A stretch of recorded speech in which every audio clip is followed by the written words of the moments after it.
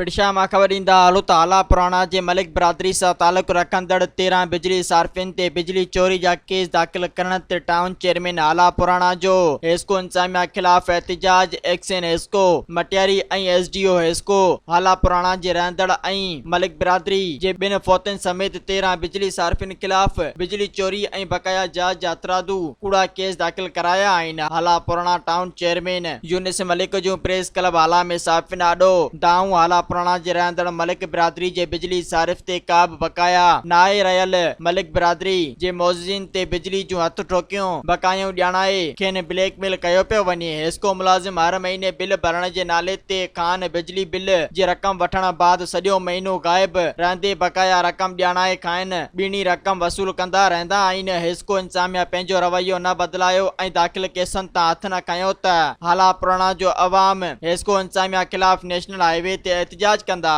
मज़ीद ख़बरनि ऐं तफ़सीलात लाइ विज़िट कयो असांजी वेबसाइट www.awamiNewsHD.com ऐं ॾिसंदा रहो अवामी न्यूज़ HD।